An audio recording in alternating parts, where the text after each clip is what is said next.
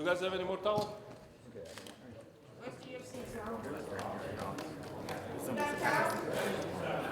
This is now a practice that you're watching. The weigh-ins are not set to begin. But Khabib has arrived early and he's now checking his weight for the first time. They approach the scales. He is using the towel, as you can see. This again is a check. It is not the official weigh-in. He's doing it 10 minutes before the weigh-in window begins.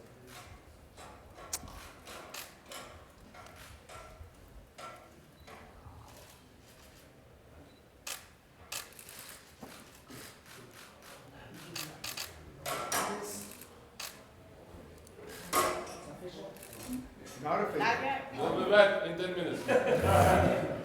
I didn't quite get the weight there. Sounds good, says Casey, who's on camera in front of me.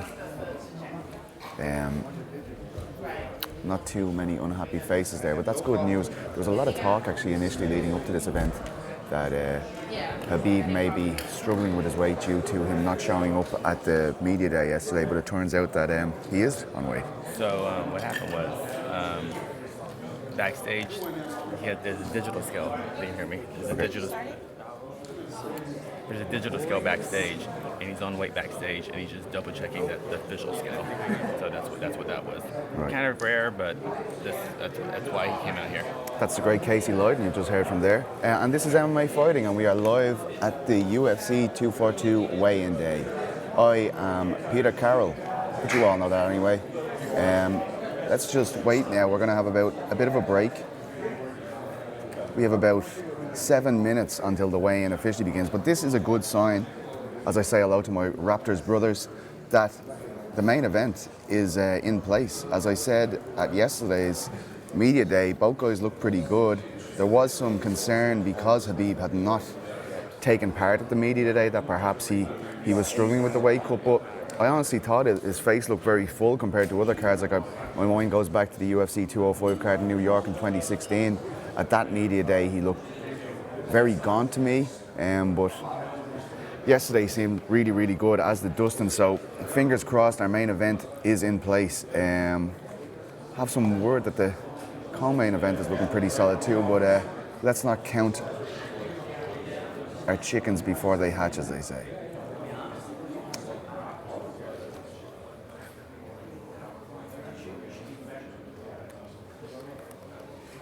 I know it's very early for all of you. Some of you will be staying up late. Our friends on the west coast of America, our friends on the east coast of America will be up late, perhaps, waiting to see if this championship fight will go ahead. I'm sure Khabib will be first out after what we just saw there, so stand by. Also, big hello to our European fans who are just waking up early to join us to make sure that Saturday night's entertainment will still be in place, of course. I don't know the rest of the time zones, so I'm not going to get into that, I'm afraid. But I hope you're happy nonetheless, wherever you are.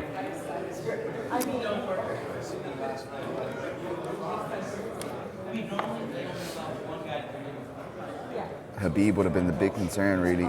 That was the only person that people were really worrying about this week in terms of weight, of course. His being the most important due to the championship bout, but good sign here.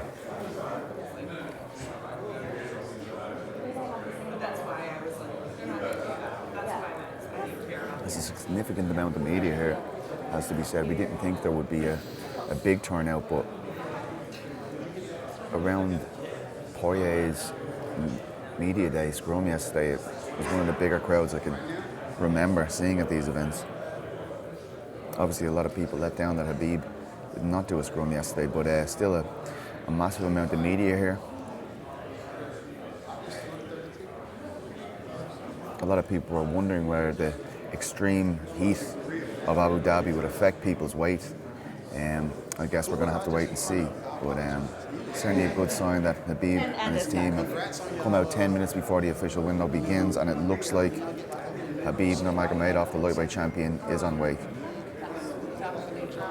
We're actually joined by Zhang Weili as well, our strawweight champion. She is in the building. You stop it like on the little pieces right before you go. And then once you kind of figure out so, it was a lot of fun. Riding through the dunes before this was phenomenal. About 3 minutes until we will open the official window. And I will talk to you then. Going like straight down these hills. I was like, it was very, very fun. I had a ton of fun doing that also. So that was a lot of fun.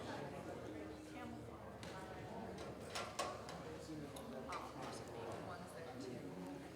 So he's gonna go first. Yeah. Keep riding. 3 minutes.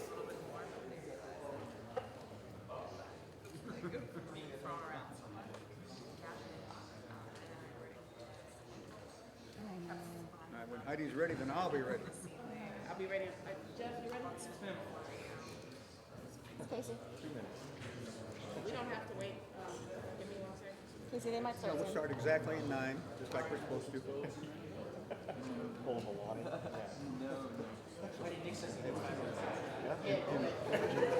Nick will take the rest of the day.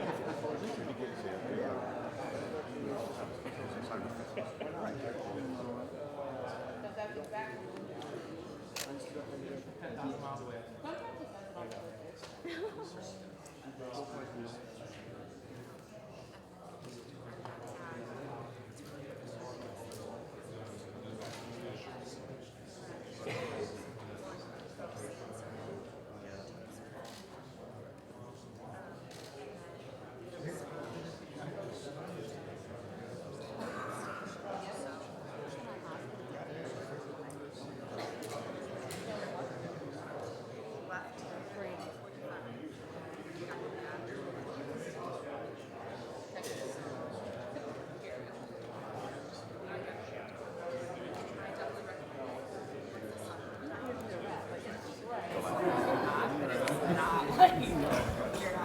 And now here we go. We're about to begin. Only a couple of minutes left until we get the party started. We'll probably wait for Dan Hardy to come out here and announce the beginning of the weigh-ins. I recommend TV.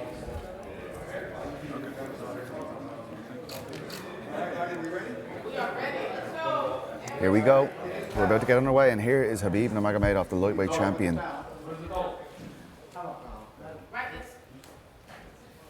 Look inside the hoop. As we said earlier, he did come out to check his weight earlier, and he did seem very positive.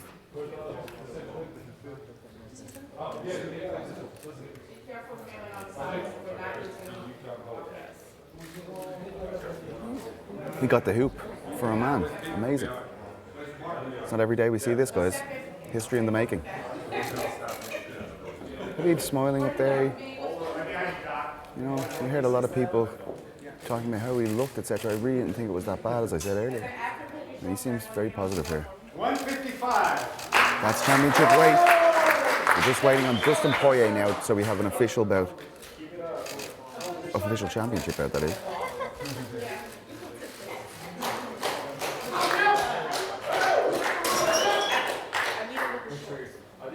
That must be a great sense of relief for Nurmagomedov, who had some history with some issues on the scales, but what a good feeling that must be. Looks in very good nick.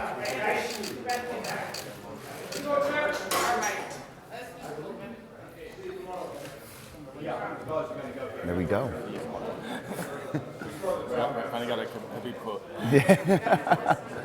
And there it is. Breaking news, headlines around the world. See you tomorrow. That's very good. That is as positive a start we could have asked for, really, guys. That was the one that was being whispered about. You know, the real big news is they finally used the hoop. The hoop, I did. I said this. It was a groundbreaking moment. We're having the first women's MMA fight in Abu Dhabi tomorrow, and we have the first weigh-in where we use the hoop for a male fighter. Amazing. As the chants of hoop of shame go around the media room. Yes, that's a very good start. I mean, this was the only thing we had really heard. As I've said multiple times, after the no-show at yesterday's media day, it was all the talk of the town that Khabib was having trouble making weight. But His appearance didn't really suggest that though, because he did look a lot better than I'd seen him in the past. Usually we expect a tidal wave of fighters coming in here, but it's not really happening now. Here's Dan Hardy telling us, let's see.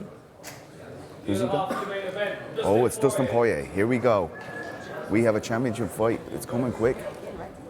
I don't know why else he'd be here this early if he wasn't on weight.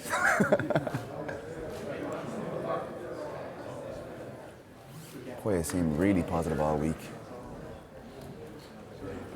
There was never really in doubt from anyone we spoke to in the camp, even off the record. Everyone's very positive about this.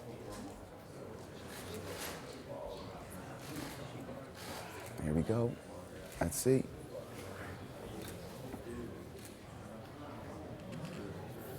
The fight that everyone's there to see. Let's see if it's going ahead. Also 155. 155, you got a championship bout.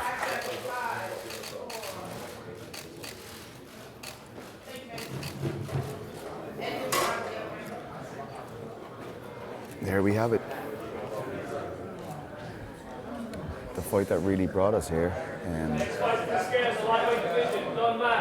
Don Madge, South African talent. This guy, a lot of people very high on him. The Magic Man. Eurobash co-host Noel McGrath has sang this man's praises over the years and up until his UFC debut, which was a head kick to punch his win over Ted Edwards. He takes on Faraz Ain in the opening bout of UFC 242. Let's see how he's getting on. 55. And it's 155 for Don Madge, the Magic Man. Really exciting fighter.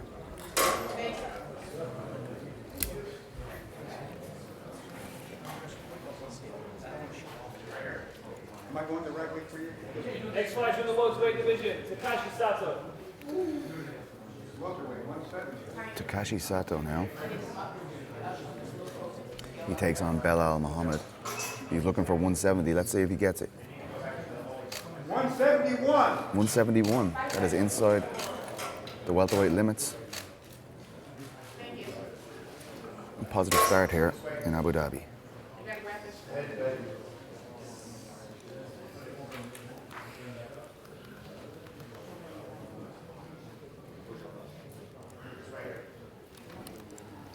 Next fight in the women's bantamweight division, Liana Joshua. Liana Joshua here, one of my prospects to watch in 2019. She's an amazing prospect, a former Fight Nights Global champion. She had some huge upset wins at the Russian promotion, and really I expected to make big waves in the bantamweight division. Still very young, the Georgian. She's just 23 years of age as far as I know. I expect her to be right up there at the top of the division in a couple of years' time. 34 and a half. Under with ease at 134 and a half there.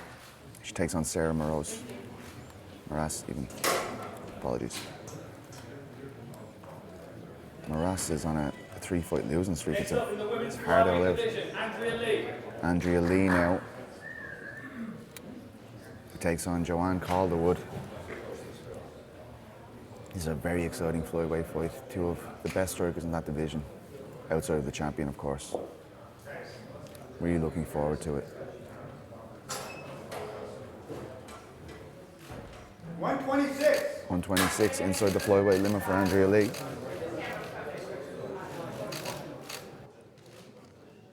Thank you.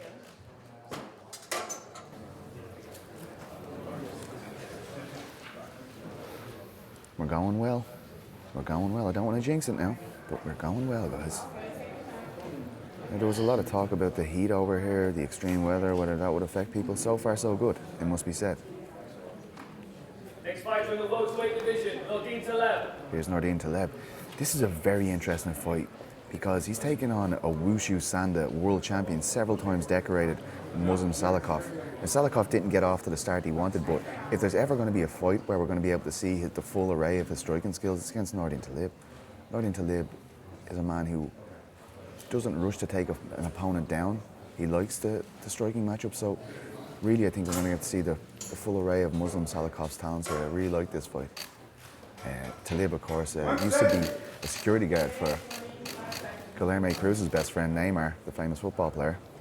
I don't know if he still does that though, maybe Guilherme could tell us. But yeah, I think that's going to be a really exciting fight. It's a bit of a sleeper.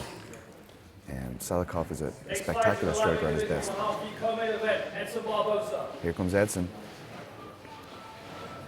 Edson and Paul, two pretty big 55ers. Edson was very gracious yesterday. He stuck around so me and Casey could get a word with him. He's in incredible shape, as always. This is, of course, his first fight under the ATT banner. 55 and a half, he's in there with ease.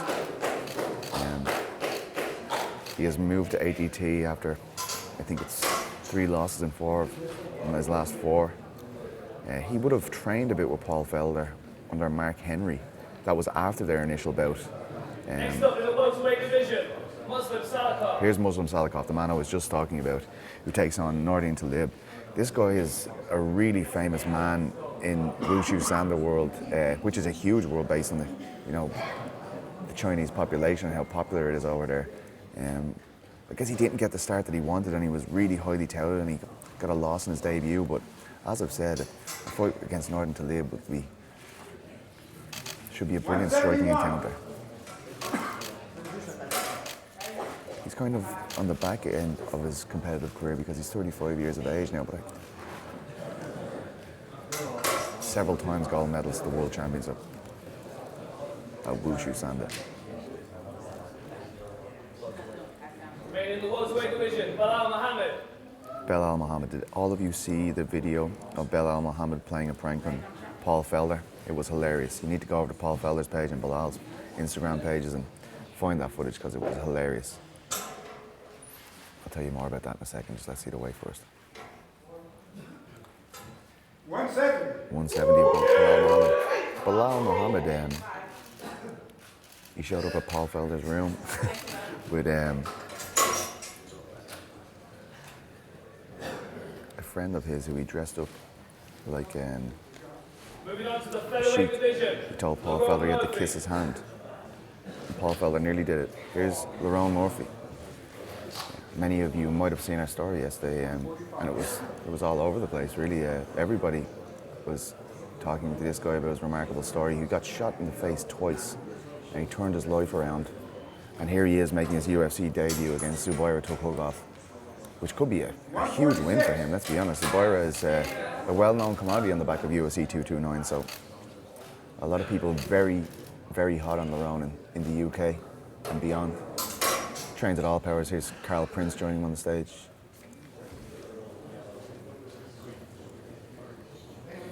He's a teammate of Kane Mooses and Brendan O'Kane.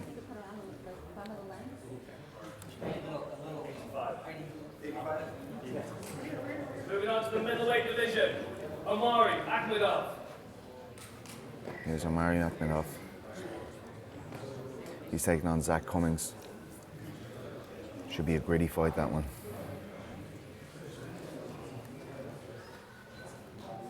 I think both of these guys used to play their trade at 170.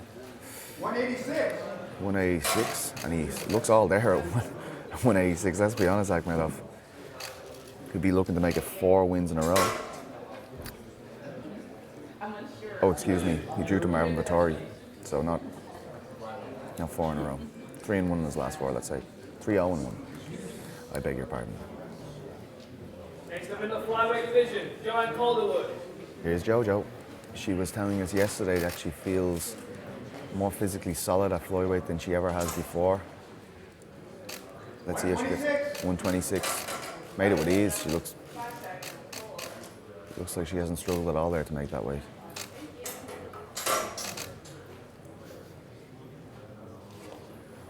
Really looking forward to that fight, Andre Lee. My word. The other half of your co-main event in the lightweight division, Paul Felder. Here's Paul Felder. He was clapping himself to the stage here. He was telling us yesterday that he's doing a good job of staying out of the sun, as am I. And he has been collecting cookies from the breakfast room to eat after this, so you can imagine the anticipation for a bit of sugar. see what's happening here. 55. 55. Gotta say, my colleague Nick Pete from the Fighter Circus pointed out at the open workouts on Wednesday that Paul didn't drop a beat of sweat during his open workout, so we were afraid that maybe he was off. You know, he could have been 5 pounds off and he just wasn't shedding any more water, so that's very good news. For Zayeb, who takes on Don Madge, I believe, in the first fight of the day.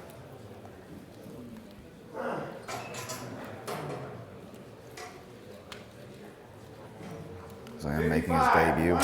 He's on weight, but quite a baptism of fire against Don Madge.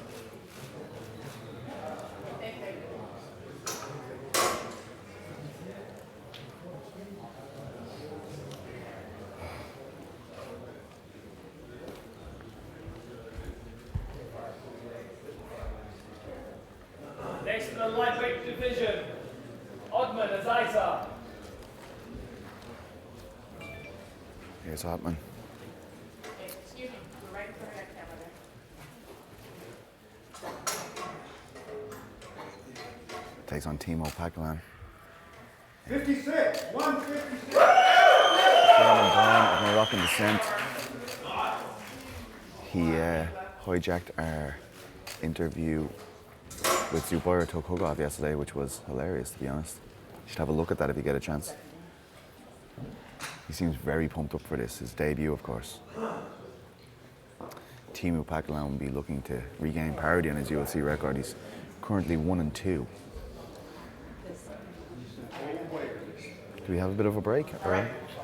Hardy is once again calling out. Another 55er, I believe. Next in the Timo lightweight Pacquiao. division, Davi Hamas. Davi Hamas takes on Islam Makhachev. He's a bit more dressed down than we saw him yesterday. He was spruced up. My word, he looked fantastic at that media day. But very positive coming in here. 56. 156. 156, wow. He looks in great shape, my God. He feels like this is the biggest fight he's had nearly, you know, with Islam being such a high prospect.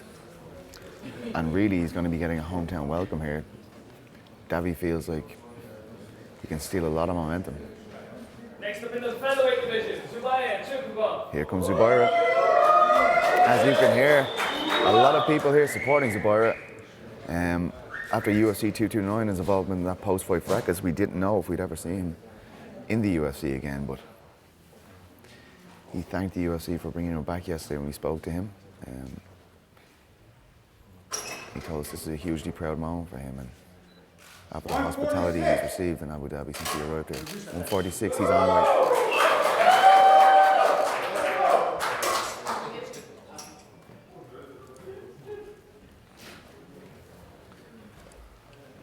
Next up in the heavyweight division, Curtis Blades. Here comes Curtis Razor Blades, who we didn't get to speak to yesterday, unfortunately. It was time dependent, but told the Macular's Oscar Willis that he is him and Taitu Ivasa, 251. Him and Taitu Ivasa send each other messages about how much they hate Justin Willis, which is pretty funny.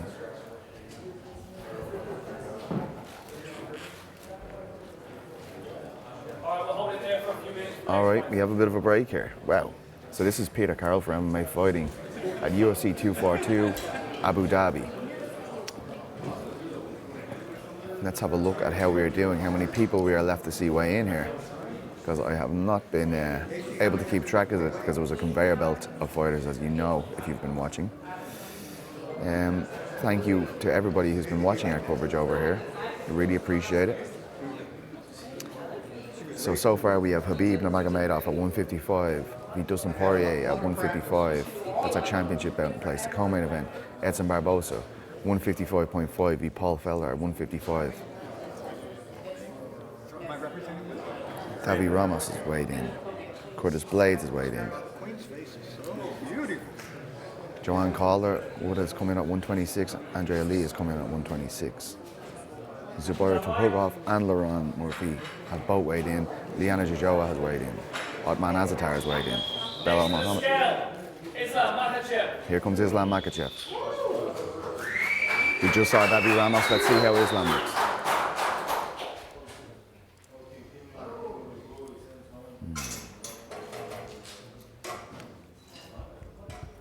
55, 155. Not even 55.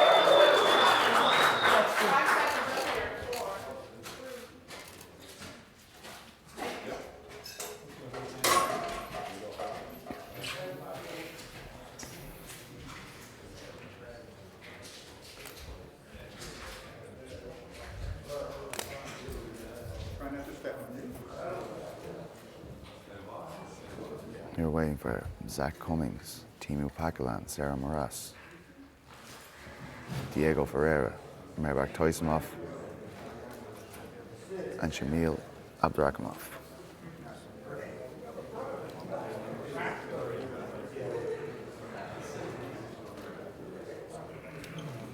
I believe it's 6 fighters we're just waiting on now.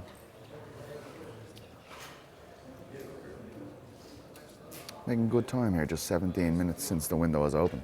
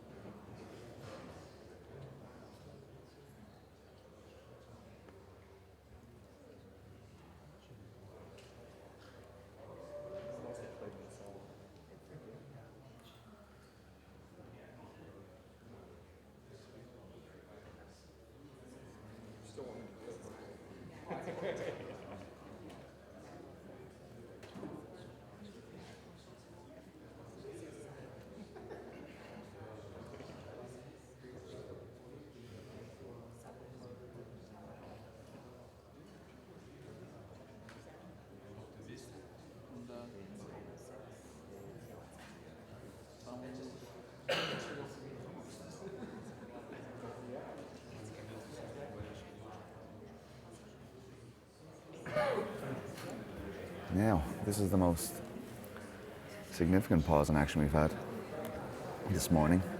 It is sweltering over here. Let me just tell you a bit about Abu Dhabi since we've been here. The heat is crazy. You know, I thought I experienced it all in Vegas, but my God, you walk out of this place, you might walk about 5 meters and your whole back is just covered in sweat. Delicious visual I'm giving you there.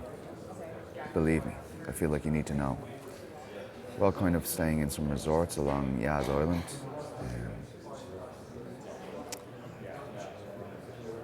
The arena, which is to host this event, is a temporary structure. It hosted the Red Hot Chili Peppers on Wednesday, and it was supposed to host another concert last night, but the artists pulled out of it.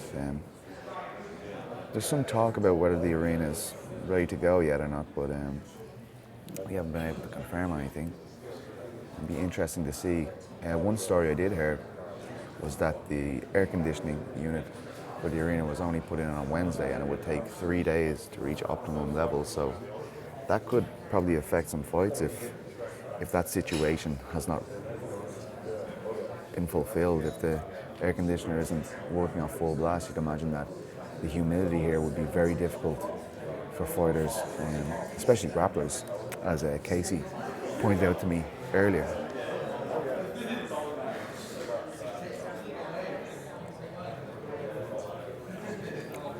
think they're working on building a permanent structure. As you know, the UFC has signed a 5-year deal with Abu Dhabi. They will be coming back here every year for a championship bout, or so the press release suggests. So I believe that they are looking for a more permanent structure in the future. I believe it was actually meant to be a permanent structure for this event, but instead it's going to be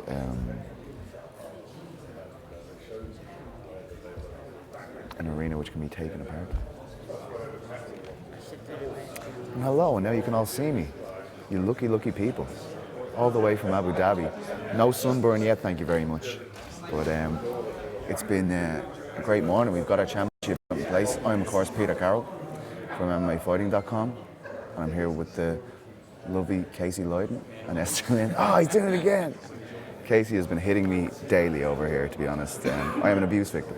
But I mean, we couldn't really ask for a better start here, Casey, could we, with the championship bout being in place? Like, I mean, did you hear of anyone else struggling with weight? The only concern was Khabib. Have you seen the spread back here? Oh, well, we wish we could take the camera. The craft services here is amazing. We had, you want to see the spread? Are people eating? I have no idea.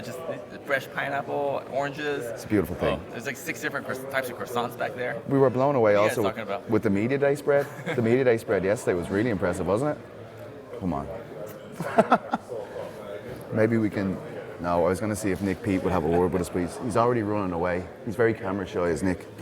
But yeah, we're going well so far. I guess we're going to have a bit of a break. You know, and this doesn't always suggest that, you know, a fighter is having trouble or something. Some guys just know that they're on weight, so they'll wait to the latest possible part so they can have a bit of a lie-in, which I respect.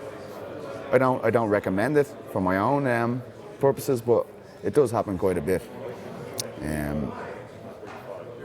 On tonight, actually, if you are looking for MMA tonight, there's a Cage Warriors event on tonight as well, a bantamweight tournament, if you're interested.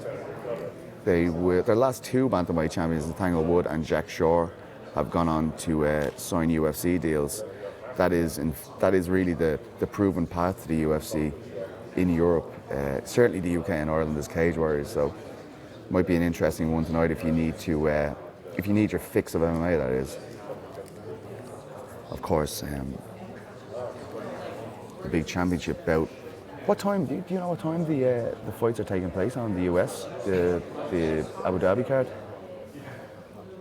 It takes place locally. It takes place like a Eastern Time Zone pay-per-view. Right. So go to Google. Here you go. Listen to this, guys. Go to Google. Put in how do time zones work, and then you will find out. There you go. You've heard it from the man himself. He wouldn't lie to you. He would not lie to you. Let me have a look about the event schedule so I can tell you guys about this. I really don't know how to spell. This is all just a ruse.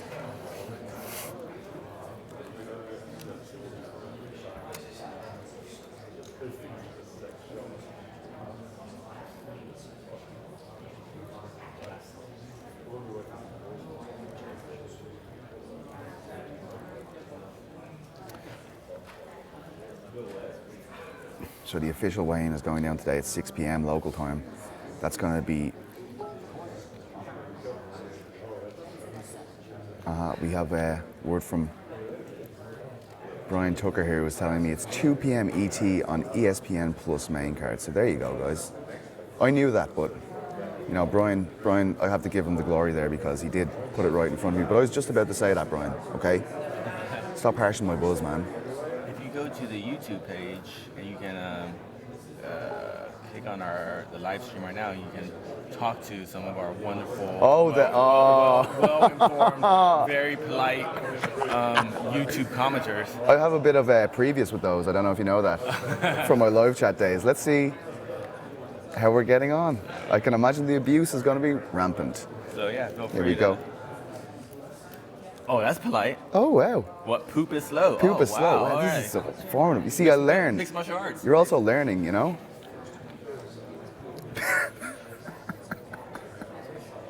Oh, these people are amazing. I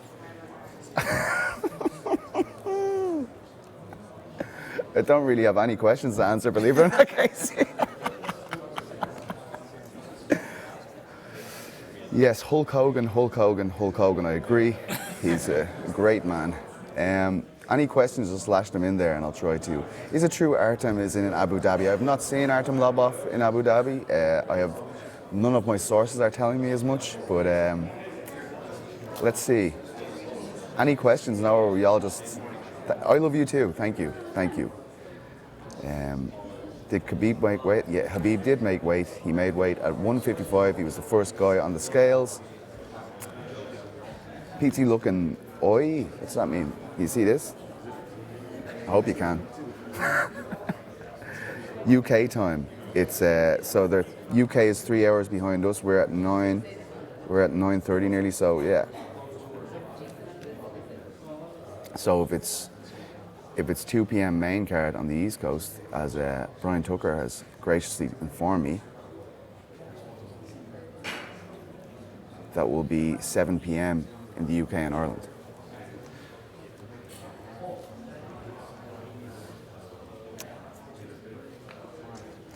People are asking me here who is going to win the main event. I gotta say, I think it's a lot more even than people are making out. I mean, the favour is heavily skewed towards Khabib because we're in Abu Dhabi, because he is such a big deal here. Like, let's be honest, they've brought Khabib here because he is this massive deal in this part of the world. Just come on into the shot here so you can show the people. Look at that. Would you call that a croissant? I don't know what it is. Croissant. It's kind of a bear claw croissant. He's going for bear claw, go croissant, because I'm more cultured. I'm sorry, Casey.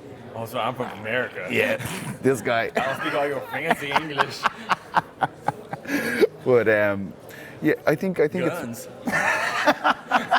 That's been most of my conversations with Casey, believe it or not. Second Amendment, bro.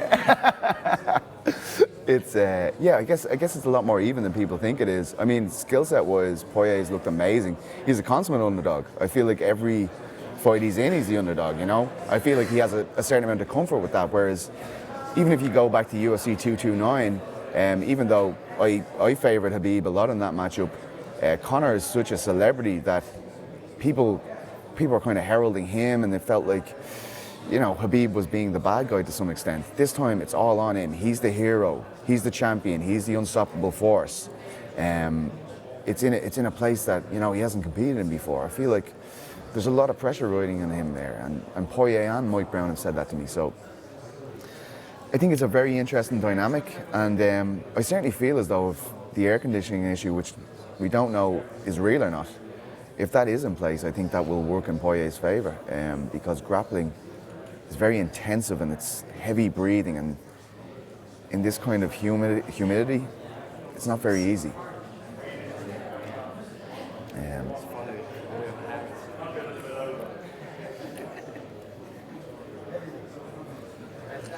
I think we're on standby again. Here we go. Dan Hardy has given us the cue, so goodbye. Love yous.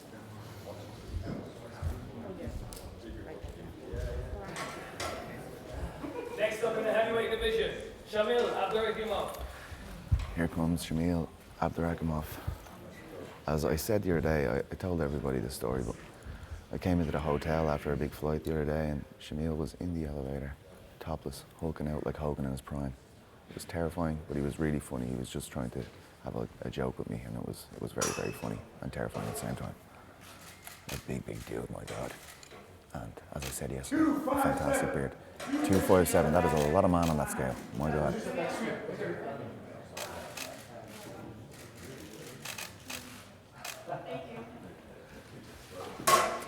And I've got James Mystery here beside me. How are you, sir? Thank you. Are you enjoying yourself? Commentating. I think I'm amazing at this. I think Paul Felder, Joe Rogan, everybody's going to be very worried. You know, I think they're secretly pooing themselves. I don't know if I can drop curse words on this song. It's going to be very good. Poop. And here's Dan Hardy, who has been letting us know we're on standby all morning. How many do we have left, Dan? 5? 5. And that's official word from Mr. Hardy himself. We have 5 people left. I should really know who they are. I really should know who they are. Zack Cummings, Timo Pacquiao, Diego Pereira, Merbak Taisimov. Is Taisimov weighed in? Tyson's not weighed in. Right. And Sarah Moras, right? They are the 5 we are waiting for. Sarah and Diego backstage checking their weight. Can you give us any intel? Have you heard anyone's having a bad time cutting weight or anything? Or? No, not really. I mean, the people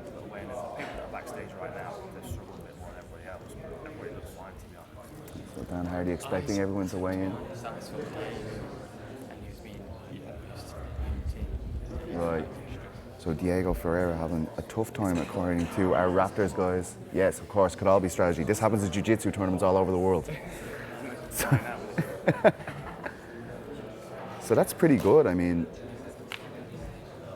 we have only got 5 fighters left, and you know, I think the main thing, I think you'll all agree, is that our championship bout is in place, and once that's there, that's the real spectacle of this whole event.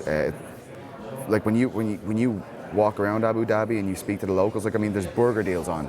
Have a UFC burger. It's just insane. You know, it's all geared towards this. Everybody's asking, you know, oh, are you going to the fight? Khabib's fighting. They most of the locals don't really know who else is fighting, but they all know about Khabib. I'm trying to just think of what else we've seen UFC related. Casey and Esther, when they checked into their hotel, they had like one of these photo things set up with Khabib on one side and Dustin on one side. It feels like all the resorts, all the hotels are really aware that most of the people here are here to see this event. It was interesting as well the other day, we were at a mall for the open workouts, and it felt like there was no cars coming and going. Like, I mean, everybody that was in that mall, there was no just casual shoppers, they were all there to see this open workout. So that was very interesting as well. I believe somebody said to Casey that, you know, 10 years ago this wasn't even here, this was just a big patch of desert, which is crazy really, considering how built up it is now, and you know, pretty high-tech place, to be honest. And Brian Tucker, my fearless leader, has just told me that the weigh-ins are going to start at 10 a.m. ET. That's the ceremonials. Hopefully we'll have a preview show for you guys afterwards. Maybe we'll get back a familiar face. Hint for that one. But yes.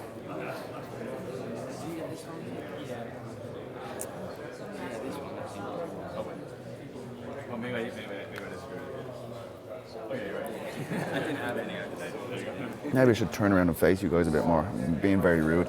If we're in a bar, you'd probably get irritated with me. So I should probably face you and engage you like the fine people you are. Let me see what our lovely commenters are saying.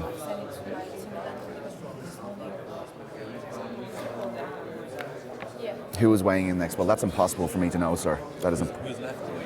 I've gone through that several times. No, why can't you just pay attention to what I'm trying to do here, Casey? Okay? I can't understand your fancy talk.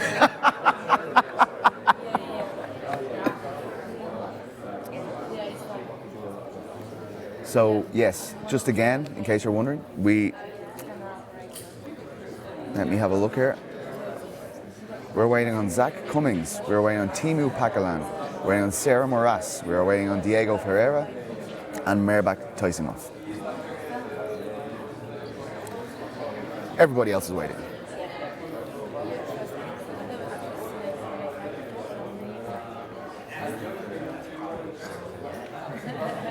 Bit of activity here. Someone else could be signing in.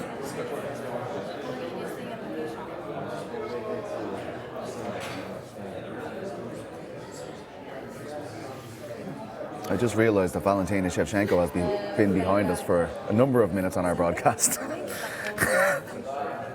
Valentina? It's right there. Oh, okay. Two champions in the room, and if you remember correct, oh no, Johnny Wiley is Super moment. Yeah, and if you remember, I believe Wiley actually said she would be interested in a fight with Shevchenko. So who knows? Maybe off in the corner there was mad stuff going on, and I wasn't there. I was too focused on this to tell you guys what happened. I do not know if that happened, so please don't think that's what I'm suggesting.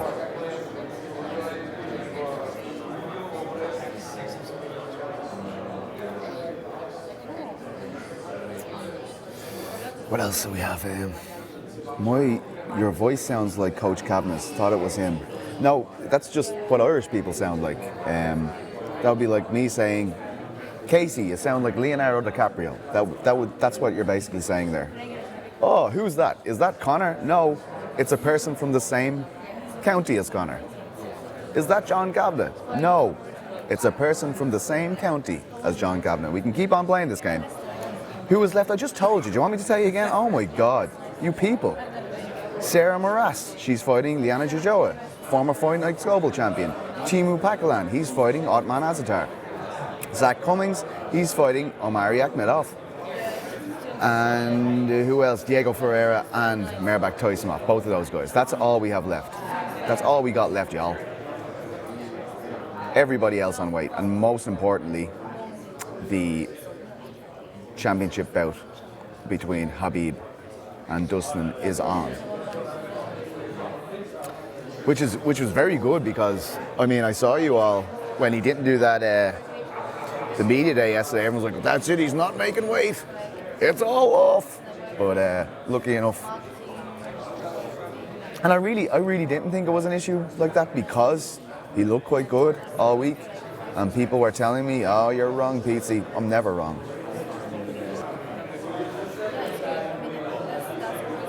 Is your friend single? Are you talking about Casey? He's not, unfortunately. He is very handsome, though. I don't know. It's gone too quickly. They're all tuning in for the Irishman, who is not John Kavanagh, by the way. Okay. So, John, when's Conor fighting next? and who hasn't weighed in?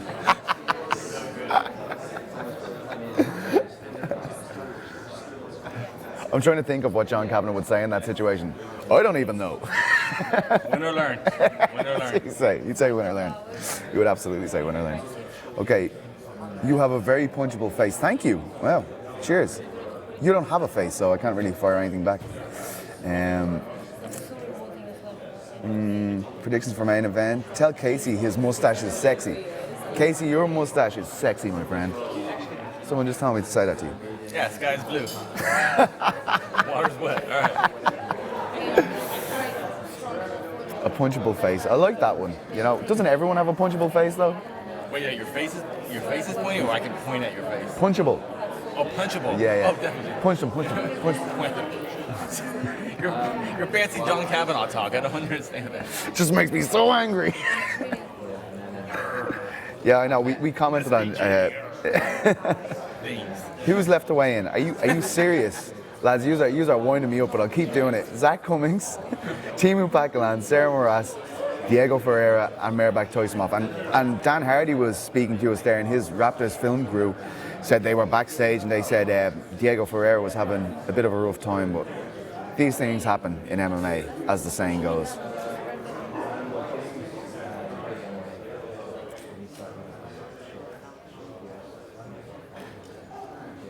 Greetings from El Salvador. Hello. Great to have you. A pointable face, they've taken that line.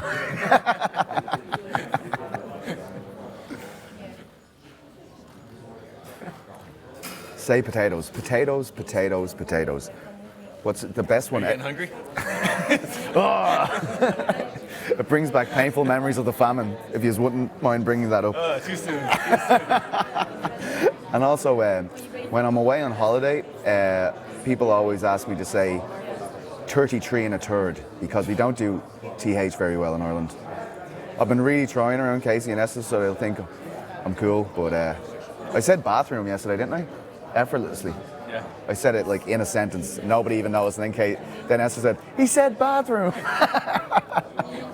Greetings from Liverpool. I love Liverpool. Really amazing city, really amazing city.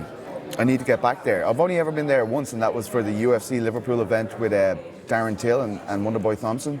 And that was crazy because there was a Bellator event on in London before then.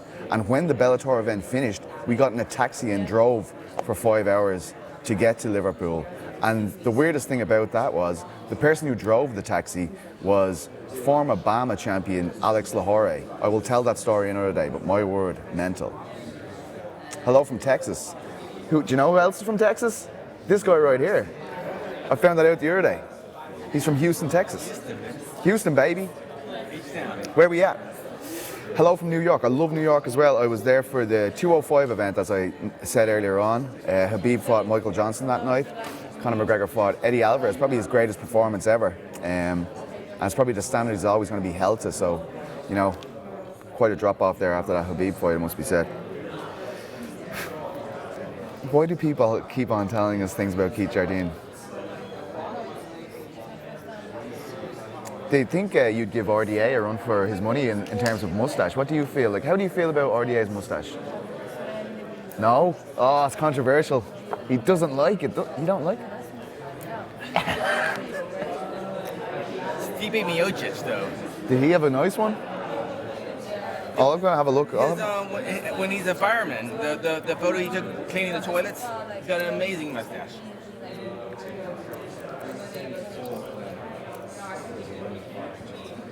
Let me have a look. Oh, wow. Oh, wow. Oh, it adds so much to him. Stipe, if you're watching, man, that is impressive. My God. Spam 2. All right. What are your predictions for the main event? Can you show it? No, you can't pull that around now. Where's Khabib? Khabib has probably gone home, enjoying himself, destroying himself with a load of water. And what would you say Khabib eats after he weighs in? A load of potatoes? I'm just saying that because I know you want me to say it. Is that your answer for everything? Potatoes! Peter, what are you doing later? Potatoes? What's Khabib's favorite color? Potatoes! It's a true story, that's what I said. Okay, let's have a look. Arizona, Shaheen Al-Shadi. Oh, and Jose Youngs, of course. Jose's in Arizona, right? Yeah, Phoenix. Phoenix, baby. Where you at? You know they have a Hipsters. basketball team? The Phoenix Suns. Yeah. Yes! See that? I love when you try to get me on American sports trivia. But I played NBA Jam when I was a kid. I played Madden. I know this shit stuff. Excuse me. Apologies. Okay, what else do we got? Please send a shout out to Keith Peterson. There's a shout out for you. Sorry I called your face punch, but look, we all make mistakes. We all make mistakes. You're a funny guy. Am I? Hello from Pakistan. Hello. Right down the street. Right? Just, you should have. Right there. Hey. What's up? Oh, over there. Potatoes. I hope you have. They actually have lovely potatoes in Pakistan. Yeah. Bombay. No, that's India. That's what Pakistan translates to. Yes. In English, Pakistan. Yes. I think it's. Yeah. I think that's pretty accurate. I love NBA Jam too. Yeah, thank you. That was a great game. Remember when you would score a few points and your boots, your runners would go on for it, your sneakers as you guys call them? Sneakers. Yeah, that's true. Here we go. We are back. We're on standby. Dan Hardy has shown up. That always means that something's about to happen. So, I'll see you again in a little bit. New Hampshire, where you at? Here comes Timu Pakalan. As we mentioned earlier, he will be taking on Otman Azatar. Azatar, perhaps. Maybe I've got that pronunciation wrong. I've done that quite a few times this week. But might have to take those spectacles off. 156, he's on weight. He's very sharply dressed at yesterday's media day, must be said. Full suit.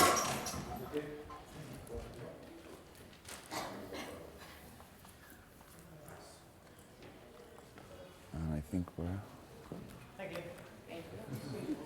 Dan Hardy, I think we're taking another break now. Yeah, we have another break going on.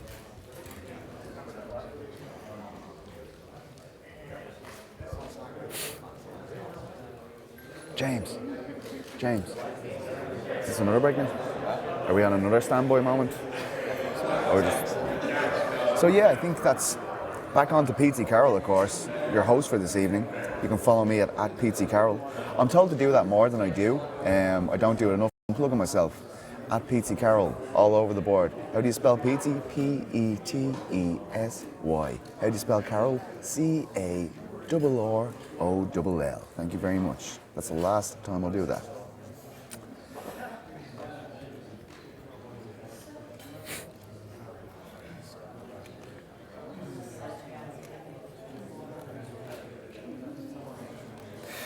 Have I seen Ali Abdelaziz over here? I have not seen Ali Abdelaziz. I've seen EJ.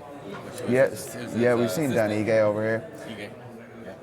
I don't know what I said. Wait, is it Ige or EJ? I said Ige. Is it Ige? Yeah, I'm pretty sure. Okay, you win. I call him Ig the first time I interviewed him, and he was like, "What? Hey, it's Dan Ig." No, it's not. Okay. And potatoes. No.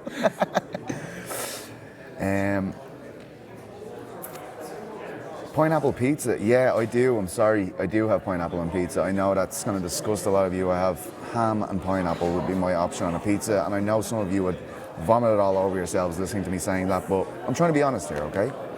Valentina v. Henry must happen. Did you see that Valentina and Henry in fact met each other backstage recently, and it looked like Valentina got the submission win, if I'm not mistaken. Islam did make weight, yes he did.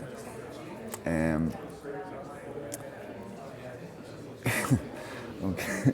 Kerry for Sam, maybe, you know. It was good to see Dublin in a competitive game once, I'll tell you that much.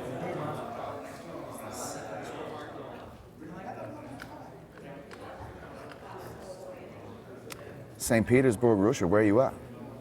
Glad to see we've got you guys on board. Alberta, Canada. You like my shirt? Thanks very much. My girlfriend got it for me. It's Ted Baker.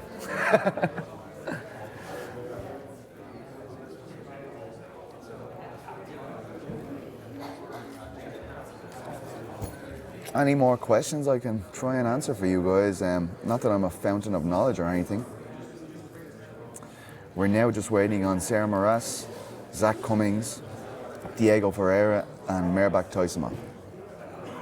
If you are only tuning in now, Khabib Nurmagomedov has made weight at 155 pounds. He was the first person on the scale, followed closely by Dustin Poirier, who weighed in also at 155. Our championship bout is in place.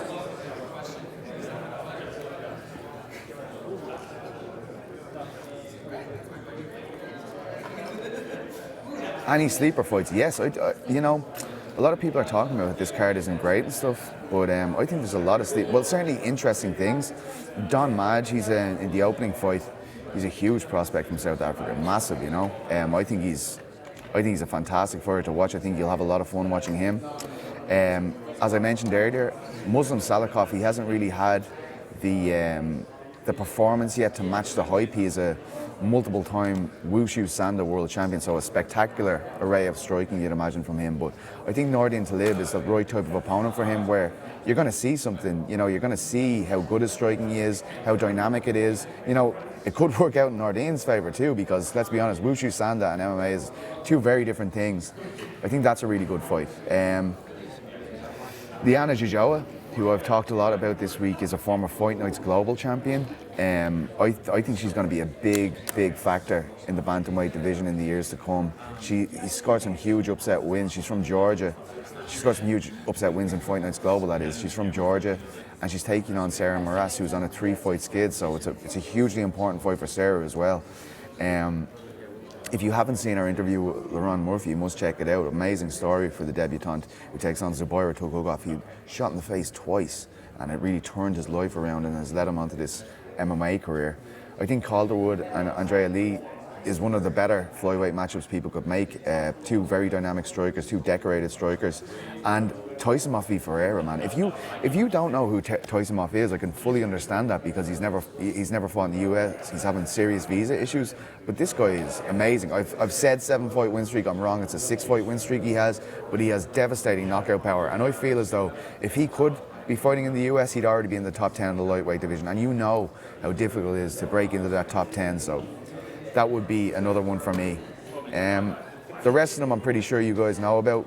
I'm more interested in the Makhachev Ramos fight than I was, and I was already very interested because I feel like Ramos is the most significant challenge Makhachev has had in a while. But when you listen to Ramos talking about this, and you've watched Makhachev's fights, he's constantly looking for takedowns, and Ramos is a genius on the ground. So I feel like, you know, those two styles will make for a very competitive grappling match. If you're only into striking, you probably won't like that one, but what can you do? And I don't think I need to sell Khabib v Dustin or Edson v Paul Felder to you.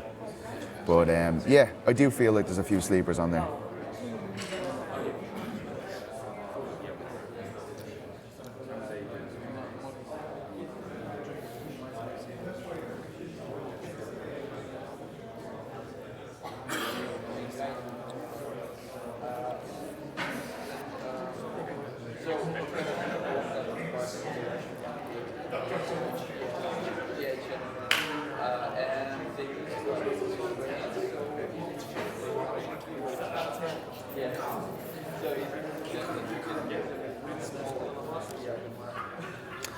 Do I think Dustin is the best opponent Khabib has faced? I think he could be in this part of his career. You know, I think a lot of people would have thought McGregor would have been, but he didn't look the same fighter that fought Alvarez. I think that's fair enough to say for everyone. And here we have Oscar.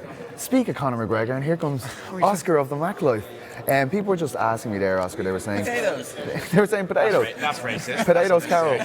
But they were saying, is Dustin Poirier the best opponent Khabib has ever faced? And I was saying, Conor McGregor probably should have been, but he just didn't look the same guy that he was against Eddie Alvarez. Discuss. Yeah, well, you're right. I think everyone who watched the fight knows that the Conor who fought Khabib wasn't the same Conor that fought Eddie. And it's interesting because the Conor that fought Eddie, if he'd have fought Khabib, would have been super, the most interesting matchup. Oh, it would have been brilliant. Yeah, I agree. I was a bit deflated by that, to be honest. Yeah, well, I suppose a lot of Irish people were, because you know, we hadn't seen Conor compete in MMA for so long, and then I think you know, it's interesting. Let's move on to a different part of the conversation, though. What is Dustin the best opponent he's ever faced?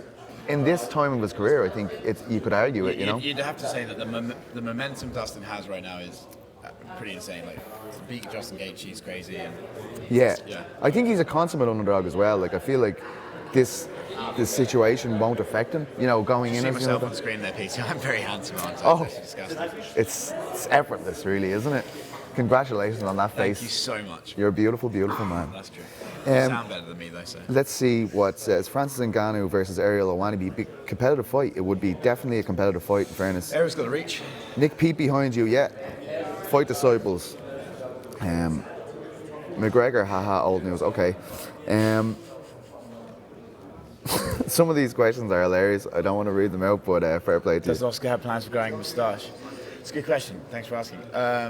I'm glad you asked. I actually can't grow a beard. I can only grow a goatee, so it's sort of something I'm working with, you know. I can grow a full beard, but Can it's you really? crazy red. It's Is it really? It's like Paul Felder red. Like. No Here's Jose Youngs. Real question: have Pete and Oscar ever seen the sun before?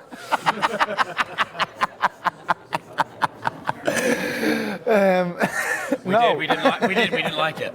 I haven't gone outside once over here, man. If you experienced it, impressive, isn't it? it's right. So I went the first night. I went down to see Shaheen Al Shadi when he got in, and I swear to God, I walked for 2 seconds and I was just covered in sweat. I was wearing a white t-shirt when I left. When I got to Shaheen, it was grey. I don't remember puddles being in my shoes before I left the hotel, but there were by the time I got back. Yeah, it's incredibly warm. It's incredibly warm, guys. There's our reaction to Jose. No, that was to the sun. We're going to confuse everybody here now. All right. Yeah, sorry, we're watching ourselves because we're very, very vain. Yeah, I'm not that vain, but. I am. Right, MMA fighting. Ask Oscar if he wants to attend my birthday party. You don't want to ask him that. Like, he could potentially show up. To be honest, my first very good response to that question was, where is it? Sure. Yeah. Fine. Can I bring booze? What's happening with Snoozman v. Colby? Well, according to Ariel Helwani, that the negotiation for that is still ongoing and is not looking very good, apparently. Ariel was tweeting earlier today that it looks like Covington is sort of giving the UFC some problems. So it looks, according to him, they're looking at Usman versus Masvidal, which is an interesting decision. Please ask Nick Pete if Van Dijk deserves the Ballon d'Or. Does he deserve the Ballon d'Or, Van Dijk? That defender. He actually has some, learning difficulties. Love you, Nick. I'm only messing. A lot of people shouting out Fight Disciples here on our live chat. You'll be happy to know. Is that Ariel in the white shirt? No, that is James Mystery from Raptors. He is in. Get a room, you two. No, I was more like uncut, uncensored, uncircumcised. Oh. I enjoyed that. Can we less of the profanity, please? Sorry. The Mac Life lowering the tone on the MMA fighting broadcast here. Excuse me. Right. Oscar is not Irish. Are you offended? That they thought I was Irish? Yeah. Brexit's happening, Peter. Gotta be careful. Your dad's Irish, though, right? He's Northern Irish, yeah. Yeah. So is Jose's. He's all want a piece. Y'all want a piece. Jose's dad's Irish. Yeah, he is. He's from Westmeath, I believe. Shut. Yeah. I call him the Celtic Chicano because he's half was Irish say, you wouldn't say to look at it. Like, What? Why? Why? very dark black hair. What? So? Irish people don't have What? black Yeah, they hair. do. Yeah. Okay. John Kavanagh does. Was it black? I thought it was more of a chestnut brown. No, it's not. No. I'm sick of this. I'm sick of this. British coming over here and it's so. Will Gregg's on fire. I'm sure he is. Your defense is terrified.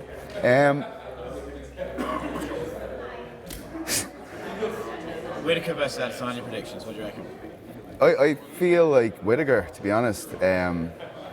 It's close enough. Like, I mean, Adesanya surprised me against Gastelum. He was be able to be so dynamic against him. He was tough as well, man. Yeah. And Coming that back, you didn't think Izzy was gonna beat Gastelum? no, I felt like he could definitely beat him, but I felt like his skill set, he showed me that his skill set was far more dynamic than I thought it was in that Gastelum fight, like, you know. So, yeah, I would have said, if you'd have put that match to me like a year ago, I would have said Whittaker 100%, but I'm still kind of leaning towards Whittaker, but Izzy is amazing, you know. He's really blown my mind. And I've been covering Izzy's career since before he was in the UFC, and he's such an exciting person. I can remember the first interview I did with him when he signed for the UFC was like, he was saying, I want to be the Nigeria's answer to Manny Pacquiao. And I really believe that he could do that, you know. He is that kind of captivating. He's that creative. He's a very handsome gentleman too. And that's important. That's important. Listen, you got to market yourself. How do you think I got so far in this career? Laugh. No, Which ones? You are very handsome. Thanks very much. I'm going to get several facelifts. As well. Oh, come on. Stop lowering the tone.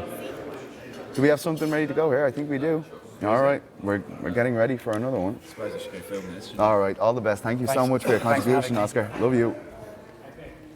Hell yeah, flat earth. I'm with you, buddy.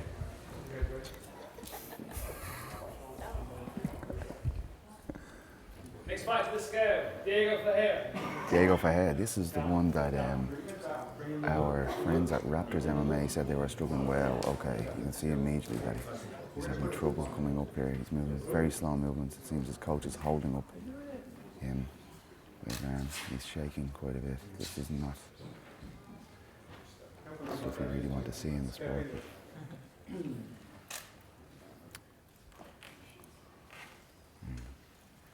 Let's hope Diego Ferreira can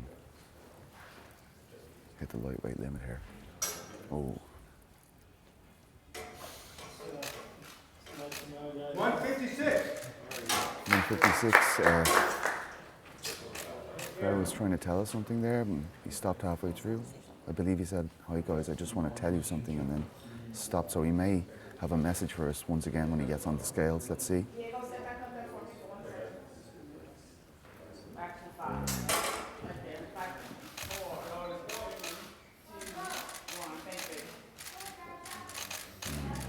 Looks like it's been a real struggle. Oh, wow, his child's in the back. That's a very emotional moment there. Wow. I believe one of his children just shouted up, "I love you, Daddy," after he made the weight there, which, "Hey, Dada," he said to him. Wow. Wow.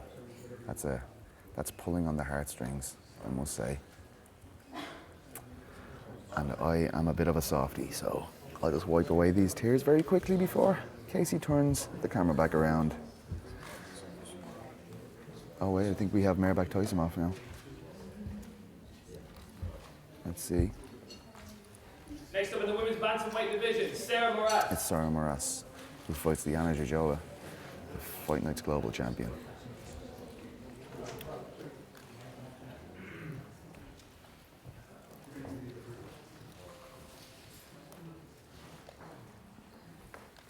Sarah was in great form yesterday at the media day. We did not get a chance to chat with her, unfortunately.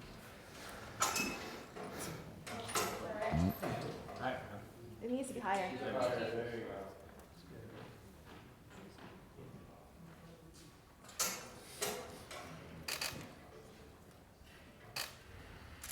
$138. 138, that is 2 pounds over for Moras. 2 pounds over the bantamweight limit for Moras. We'll let you know what the fine is when they talk to the opponent. We're going to be informed about the fine, as told to us by Mark Ratner there, who's rocking a Red Hot Chili Peppers t-shirt. Of course, they played in the same arena that the event will take place. They played there on Wednesday.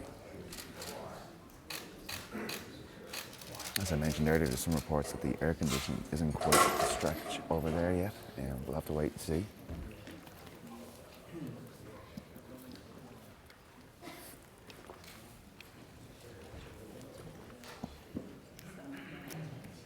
Maybe we can see if we can get Nick Pete over for a second. Nick, are you busy there? Do you want to come over for a second and have a chat?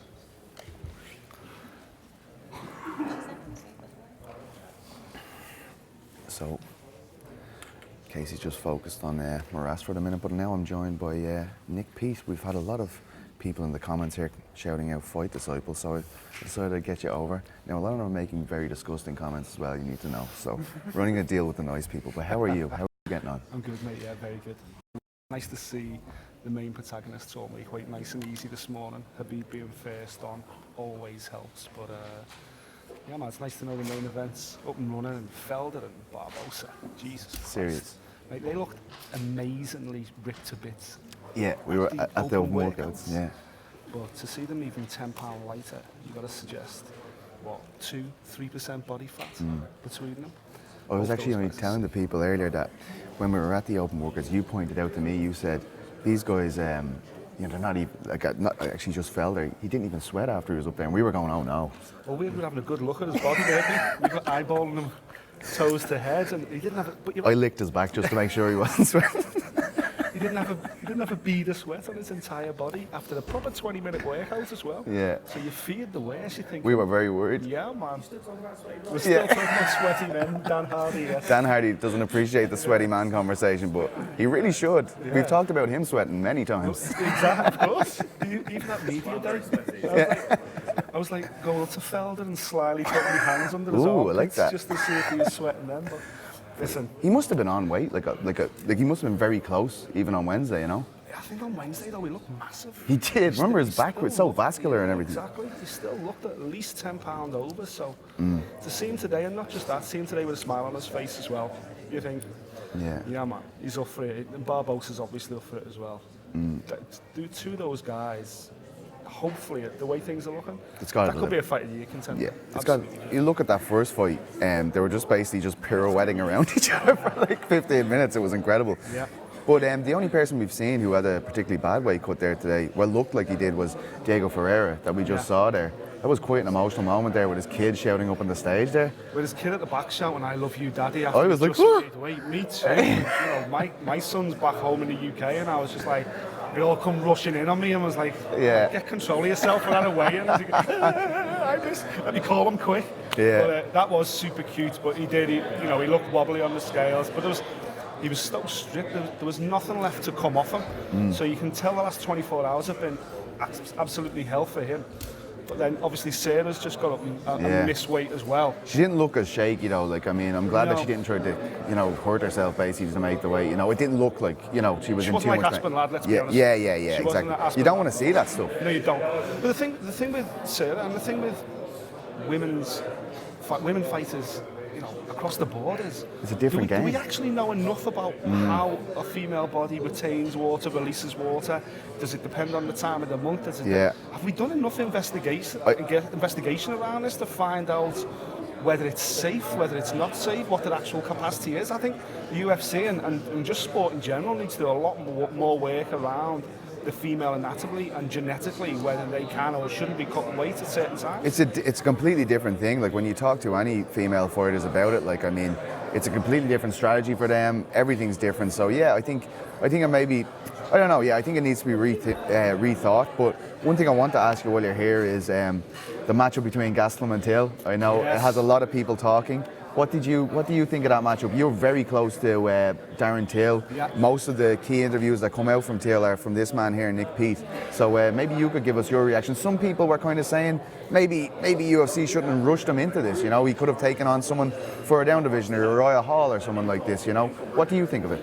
I think it's a great matchup. I think from Darren's point of view is Darren feels like he's been backed into a corner a little bit by Gastelum. So it all started because Gastelum put it on his Twitter, give fans a selection of fighters, who should I fight next? And overwhelmingly his followers voted for Till. And Darren's seen this and thought, yeah, man, let's do it, let's throw down. Because the way Darren sees it is, it's a fight that he'll go in against that a lot of people think he's going to lose. So in a lot of ways, he's going to be the underdog. With fans at least, if the bookies don't have it that way, fair enough, but the fans at least are going, he's going to be the underdog here. Gastelum's, naturally bigger, stronger, he's been the weight longer. But what it's done is it's allowed Till to go and lift weights for the first time in his career. And his body has just You've seen him, right? Yeah, you tell me he looks honestly, he looks huge. Right now I'm thinking, Alan, is he going to make 185? Because his body has just gone, oh man, let's lift him weights. This is amazing. This is what we've been waiting for. And he's just exploded. But he's enjoying training again because there's a new dynamic to his training schedule now. He's got a weights program with a strength and conditioning. He's in a great mind frame because, listen, even back in the day when he was undefeated, he used to always say to me, I can't wait to lose because when I lose, people will turn on me. Then when I lose, people will doubt me, and that's when I'll be even better. He's lost before, obviously. He lost in Thai boxing before he got into MMA. But he's like, I cannot wait to lose. And okay, nobody wants to lose in the manner he did in London in the main events, getting knocked out in the manner that he did, first time in his career. But I think also inside him, he feels like he's got everything to prove all over again now. He's like he's starting from scratch. I like him when he has a chip on his shoulder, Yeah, me too, man. I think the Gastelum thing, yeah, it is a big risk, but it's also a big reward. Yeah. He beats Gastelum. Till is a legitimate contender at 185. Oh, 100%. And if he loses against Gastelum, he's just lost to a top 5 guy at 185. So it's the fight after that. That, for me, it's the one after that. Should he lose, that's where the massive pressure is. I think if this fight wasn't Gastelum, let's say it was a Uriah Hall, I think that's got a lot even more pressure. Because if he doesn't beat Uriah Hall, it's like, oh shit, where does he go now? Makes sense, yeah. I understand. But the Gastelum fight, listen, I think Gastelum's got incredible hands, some of the best hands in the UFC. He's a fully fledged middleweight. He's proven himself there. He gave Israel Adesanya all kinds of problems. But while I think Adesanya's showy, a flashy fighter, was so skillful, I don't believe he's got the same kind of power Darren Till. Yeah, I'd agree. I think Darren's power is going to be even more notable at the higher weight class. Like, I mean, was that you put up a picture of him the other day, Darren, in training, and his arms look like they've got hams. His biceps are huge. Literally like turkey leg arms. It's unreal. But he's loving it. You're heading to the Tyson Fury fight next weekend, aren't you? And you need to check out Nick's podcast, especially boxing fans. These guys go to all the big events. Fight Disciples, an independent podcast, and Nick and Adam are hilarious. So you need to go and check these out. And of course, the Tyson Fury fight next weekend. Can you tell us a bit about that while we have some time? Yeah, it's, obviously, it's not exactly the greatest opponent. It's not the fight we want. We want to see the Deontay Wilder Part 2 fight, of course.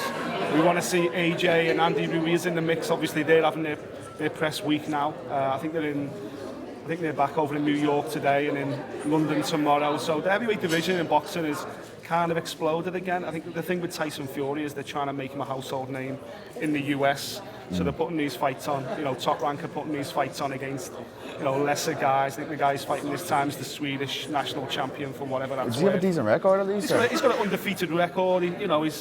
But at the end of the day, Sweden, you can't even, professional boxing is banned in Sweden. Yes. While MMA is absolutely booming in Sweden, and obviously it's home to the IMAF.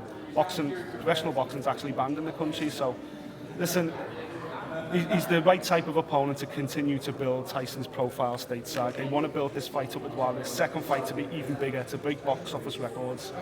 But he's becoming a household name in the US already, and it doesn't surprise me that it's back in Vegas because Tyson Fury was made for Las Vegas. And what Las Vegas needs right now more than anything is big box office fighters, because there's been a real drop off especially in the heavyweight division.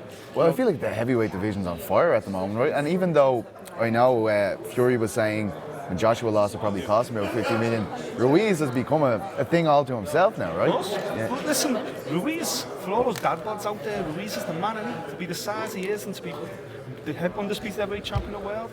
Forget about it. Brilliant. Thanks so much, Nick. You're the man. And make sure you check out Fight Disciples, guys. We are back online here. Dan Hardy's going to give us the standby shout. Let's see what is going on. It's got to be Merabak Tysimov, or it's got to be Merabak or Zack Cummings, I believe, are the last two. Thanks again, Nick, man.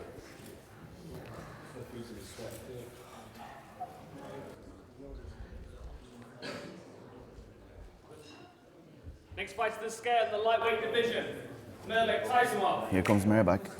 He's a big dude. He has had trouble on the scales before. Let's see how he gets on this time. He's got the towel. He needs the hoop of shame, as Casey has called it.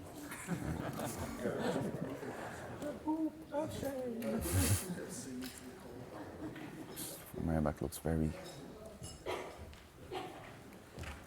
dehydrated, I suppose, is the only word I can use.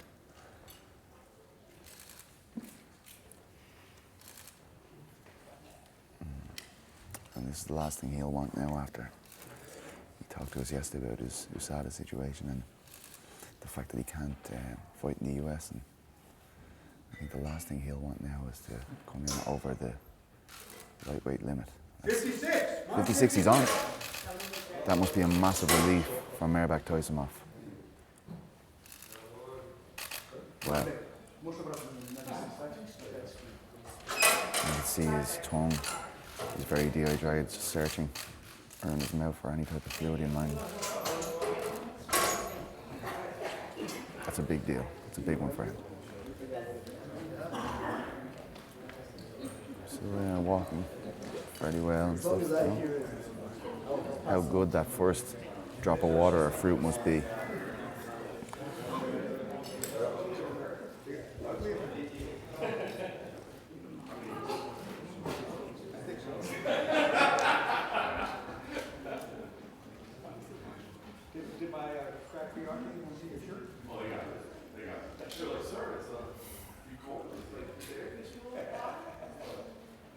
Islam has made weight, guys. I'm just looking at the comments there.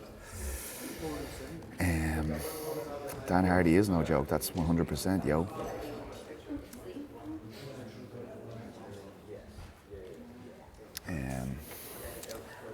Right, so I guess it's just Zack Cummings we're waiting on, right? I'll try and confirm that with Dan Hardy there. He's keeping track of it. If we can talk to him now. James, is it just Zack Cummings left? Ask Dan there. Yeah, it's Zack Cummings then. Yeah, cool. James from Raptors, absolutely useless there, I must say.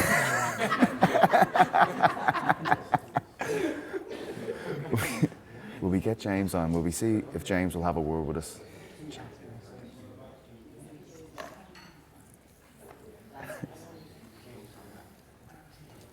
Do you want to come over and have a chat for a second? Come on. And here's one of my favourite guys on Media Row. It's James Mystery from the Raptors. He's doing some amazing stuff with Dan Hardy and the full Reptile gang. How have you found the weigh-ins this morning? It's been great. It's been amazing. I mean, I've took myself, to be honest, out of this room. I better stop hugging you. I'm sorry. I'm making this uncool. That's all right.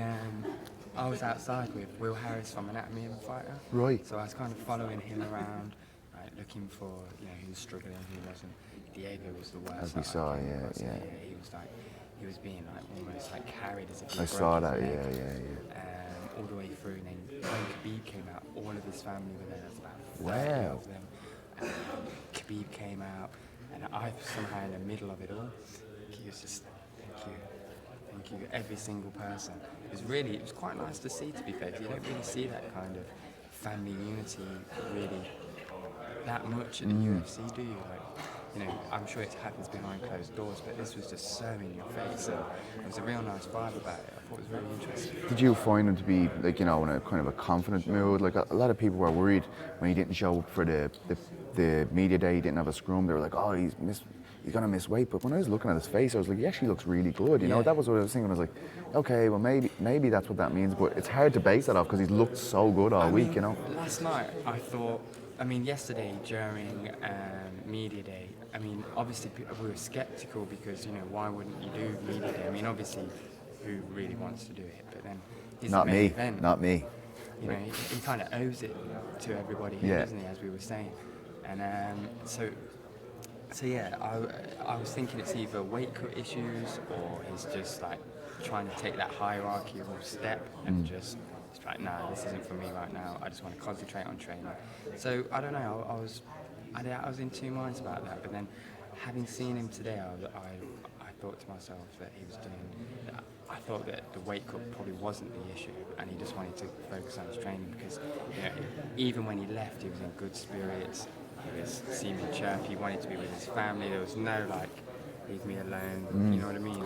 One of the really interesting things I found about this, and I only caught up on the embeddeds yesterday, is his father's here, and he's saying that's the pressure. That's the pressure this time. Like, for the first time as a UFC fighter, my dad's going to be in my corner, and let's be honest, he's an intimidating dude to be around, isn't he, James? He's terrifying. There's an aura there. Yes, around. yes. There's an aura. I was afraid to take a picture of him the other day. I find the aura like fascinating. I want it like. He's definitely like commands so much magnet to respect, me. doesn't he? Like, you just see everyone around him is like so respectful of him. 100%. I mean, he's the kind of person I thought I'd never ever see. Yes. You see him on like Instagram, you see him on pictures, you hear about him, and then here he is stood there like looking Russian as ever, like proper quality guns on. And just the respect level, like every fighter that walked past him that was even remotely involved with Khabib went out of their way. Like, if they just caught him out of the corner, like, oh, we gotta go over and say hello. And even me, to be fair, man, like I was pulled towards. And he shoves cameras in everyone's face, and they don't even know what's happening. Him and Jamie always at it, man. Disgraceful people. But anyways, go on. One thing I found fascinating was when we were at the open workouts, and Khabib's father was stood like Watching almost Poirier. stealthy in the corner, just like peering at Poirier, watching him, sprawling and doing jabs. And I was like, wow, this is amazing. I was just like there, like. But that was interesting. Like, that's how serious he is about this. Like, he went out of his way to go and watch that. You know, he felt like if he watched that, he might be able to take something from it. So it's like, I wonder how that dynamic is working between him and Javier Mendez. Yeah. Because Mendez would have been so used to being taken. I think Mendez is getting a bit whipped. He's pushed into the background. Yeah. Not this time. It's like even. I think he was late a couple of days ago, wasn't he? I don't know if you've been following on the anatomy of the fight. Or I know, and they said he got in trouble over it. He was like, I got in a bit of trouble the other day. And I was like, oh man, terrifying. But I mean, it looks amazing. I mean, that's one place, it's one camp I would be fascinated from a journalistic perspective to be involved in, you know. So get on the phone, because these guys have gone to many gyms. If you want to go and check out some of the stuff they've done with Jorge Masvidal and stuff, you can check it out on Full Reptile there on YouTube. Really amazing stuff, and different as well. Very different stuff you guys are doing. Some of my favourite guys in Europe, I gotta say. Likewise, man. This guy's the man. They already know. They already know. They already know. You already know. I just have to say potatoes every half an hour and they're happy. Potatoes! Get arrested for that. But thanks very much for jumping on, James. Make sure you check out these guys, Raptors MMA on Instagram and Full Reptile on YouTube. They're the men. I love them. All the best, man. Thanks very much. Right, so let's get back to your questions. Was James at Polaris last weekend? I swear he was. Yes. Yes, he was. So there you go. I was in the background, nearly getting wiped out.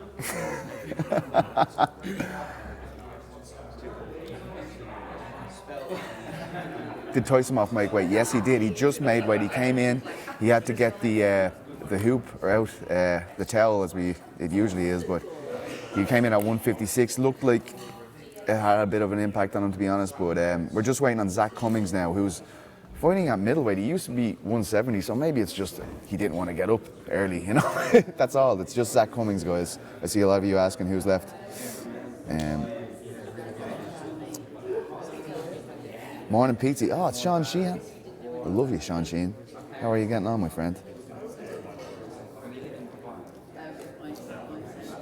Tell James to come back.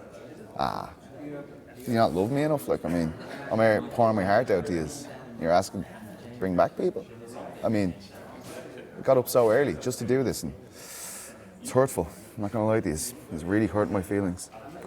But yeah, it's just Zack Cummings now. Our championship bout is in place.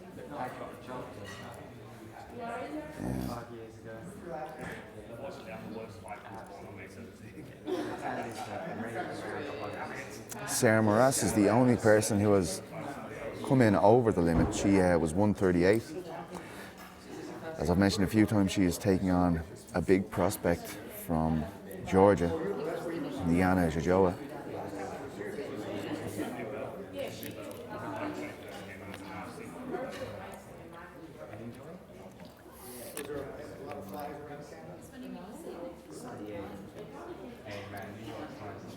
You see Dan Hardy in the background there? He's our he's the one that's letting us know when the fighters are on the way out. Does a great job of keeping us informed. Hey, Pizza, you're great. We love you in Sweden. Yeah. Do you remember you all like in Sweden? I don't know what it was. Every time I tried to shoot video, someone was in the background like sticking up their fingers at me. So I love you too. Thank you very much. I think you're offended by my freckles, which I understand. We're from different cultures. PT, do you watch the MMA holds? I don't know what that is, but it sounds like it could be pretty X-rated. So send me a link.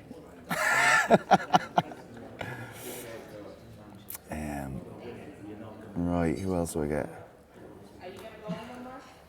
Do you think Dustin's combinations will give Khabib a problem? The strikers Khabib has faced thus far have all been snipers with considerable one-punch power. Bro joking. I think his jab is his biggest weapon against Khabib, because if you can land a piston-like jab when someone's trying to shoot in at you, you're going to make them very reluctant to do that. Jab can make someone fail on a takedown, believe it or not, especially if you can land it consistently. So I think even if he gets taken down for the first couple of rounds and Khabib's able to control him on the ground, if he can consistently land the jab, like in the later rounds, it could force Khabib to stand. And I think it's pretty obvious that, you know, Poirier's got the striking advantage, Khabib's got the grappling advantage, and Poirier can bang too. So I feel like he's definitely a more sophisticated striker, but I feel like his jab is his biggest weapon. I don't know if that's 100%. I am not Dan Hardy, but that's what I reckon. Oh, and it's another bear claw here from Casey, and he's got an array of fruit. He's got a bit of pineapple. I don't want to eat because everyone's going to hear me going. No potatoes over there, isn't it? Is there any potatoes over there? I ate them all already. Baked potatoes, fried potatoes. Yeah, it's. Mashed potatoes. So who's left? Just Zack Cummings. That's all we have left. And that's the interesting one for me, Casey, because he used to fight at welterweight. You're like, maybe he's just having a lie-in, no? What, this is 85? Yes, I believe it is, yeah. Maybe I'm wrong. I've been saying that for quite a while, so apologies if I am wrong. Yeah, Zack Cummings and Mari, they both used to be welterweights, I think. Or maybe Tapology just messed it up. Am I joking? Of course they didn't. But let's see if you got any more questions for us. Could you beat up Mark Raimondi? No.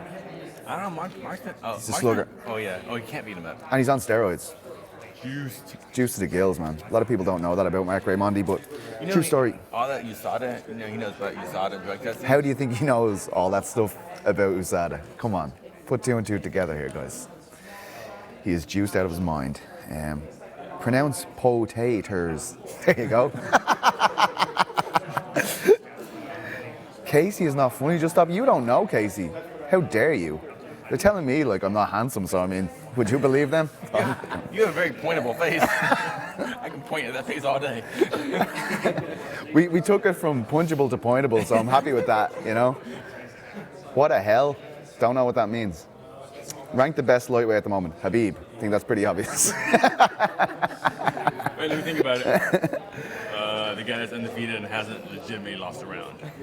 Tell Dan Hardy to get the UFC back to Liverpool. Hey Dan. The commenters want me to tell you to get the UFC back to Liverpool. Get the UFC back. Yeah, can you do that, please? Yeah, sure. Yeah. He's going to sort that out for you. There you are now. Oh, where am I? Am I that one? Yeah, you're on this one. I'll sort it out. I'll bring the octagon over myself and set it up. He does that every time. People don't realise he builds this. It takes days, but that's what he does. That's his commitment to the task, you know? Do you have any comments on the main event, Dan? What do you think? Is it as obvious as I think it is? Well, I don't think it's obvious. Sorry, that's what I've been saying all morning. But people were asking me, what does Dustin need to do to stop Khabib getting in on his legs and getting those takedowns? What do you think? I don't think he does. I don't think he does stop him getting on his legs. I think he loses the first 2 rounds. I think that's the most realistic thing to think. I think the best thing for Poirier to do is to get in there expecting to lose the first 2 rounds and start working the third. Right. You know? So do you think of, like, I mean, he keeps on talking about playing to his strengths. Do you think in his mind he knows, like, yes, there is probably going to be a landed takedown here? Like, do you think Mike Brown even kind of acknowledges that in his preparation? Yeah, I think so. I think they're realistic. You know, the first 10 minutes against Khabib were awful. I mean, like, he'll drown anybody in this division just with the pressure that he puts on. And I got loads of heat for this when I did it when I said it on Inside the Octagon. But he had takedowns stuffed in the 3rd round against Iaquinta. And Iaquinta took that one on short notice. So if I'm Dustin Poirier, I'm watching that fight from the 3rd round. I'm watching 3rd, 4th, and 5th, and thinking they're my rounds to work. Get in his own wheelhouse, he'll be able to stand with him. Yeah. Do you think, like, I mean, can you feel in any way like an upset? Like, so many things are geared towards Khabib winning here. You know, as in the location. The Muslim states are all geared towards this fight. He is a superstar now. He is absolutely everyone I speak to over here. They don't know any other fighter on the card, just like Khabib is fighting, you know? Would this be, I know Dustin's skill set is fantastic and they're very even fighters in terms of they're both world-class fighters, but is this shock the world if he goes in and does this? Like, Yeah, I think so. Yeah. I think so. And I don't think it matters who it is. If anybody beats Khabib, it'll be a shock the world kind of circumstance. I think of all the people in the division, I think there are other people out there that have probably stylistically got a better chance of beating Khabib than Poirier. But Poirier's got the tools to do it. I mean, everybody in the top 10's got the tools to do it because everyone can catch anybody with one good shot. You got to think the way that Poirier fights. You know, he's adaptable, he's tough, he's not easily discouraged. That gets him through the first 2 rounds. If he gets through the first 2 rounds, he's got heavy hands, he punches in barrages, he's got good takedown defense, black belt Brazilian jiu-jitsu. His hips are square a lot of the time when he's punching, which means that as you hit that, you're hitting a wall. You're hitting square hips, which is more difficult to take down. And because he knows he's up against it, if he starts to have some success, any success, his confidence continues to rise. Right. Because it's Khabib, because he's so good. You know, if you have any success with him, Iron Quinton will look back at that fight and think to himself, if I'd have had a full training camp, I'd have been able to capitalise more in the 3rd round. Yeah. Defend a couple of takedowns, but then because he was so exhausted from the 1st and 2nd, and that's the thing with Khabib, and we saw the same thing with Robbie Lawler against Colby Covington. In my opinion, Robbie Lawler got into that fight thinking to himself, I'm just going to let him work. I'm just going to let him work for sort of 10 minutes, knowing full well that I've got that one-punch knockout power. Yeah. Because, like, you go back to that fight, and there was a point where Robbie Lawler's sitting up against the fence, not even defending the choke. He's just letting Covington work, and he's just like... He's going to sauce out his arms here, Yeah. It's like, it's the way that I would spar if I was helping a fighter prepare for a fight. Right. Like, I'll let them work. You know, I'll let them work. I'll be difficult, I'll be awkward, I'll hide my neck, but I'm not going to, like, scramble and try and get out of it hard. Yeah. And I think he just played that game. And I think Poirier won't allow him just to do what he likes. Poirier's going to fight through those first 10 minutes, but I think at the same time he's going to accept that they're going to be the worst 2 rounds of the fight. So even if Khabib wins the decision, I think we might see a much closer fight. You That's know, really interesting. 3 rounds to 2, perhaps. Do you feel like it's going to deliver as a spectacle? Like, I mean, because there's going to be a lot of casual audiences tuning in for the first time in this part of the world. You know, to see this, like, do you think it will deliver as a spectacle? Like, I mean, even if you look at Khabib and McGregor, I felt like that was a crazy intense fight because of the personalities that were in there. Like, some rounds, maybe a massive amount didn't happen, but it was just so tense. And I feel like because of Khabib, because of his status out here, so many hopes and dreams are going to be riding on his success that it will have that tension in the air as well. Do you? Yeah, absolutely. I think it'll be a very tense atmosphere in there. But I also think this fight's going to move at a much quicker pace than most others. Right. Just purely because of the way that both of these guys fight. Khabib constantly moves forward. He's constantly working to get the takedown, to stay in his opponent's face. As you know, it's an additional weapon in his arsenal. Is that pressure? And Poirier is the same kind of fighter. It's just he does the same kind of thing with striking. Always on the front foot, always pushing you back against the fence. And you know, I think Poirier's in a good place here to do. You know. He seems so good, like mentally he seems so refreshing. I was speaking to James about this because it's the first time we've seen...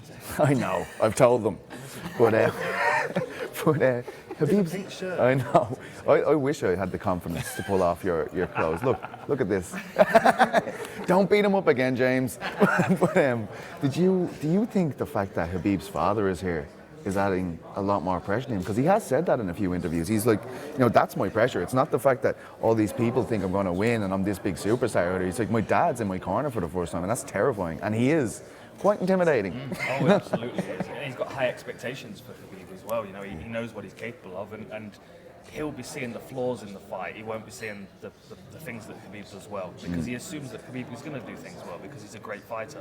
So his father's going to be...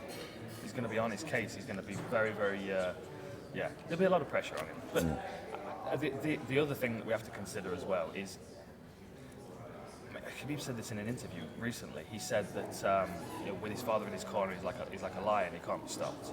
And because he's got that mentality, he might even push harder for the finish. He might even give more of himself in the first 2 rounds. That could, play, again, as you said earlier, playing into Poirier's hands in the later rounds. And then we've got to think of the intangibles, you know, the climate in the arena.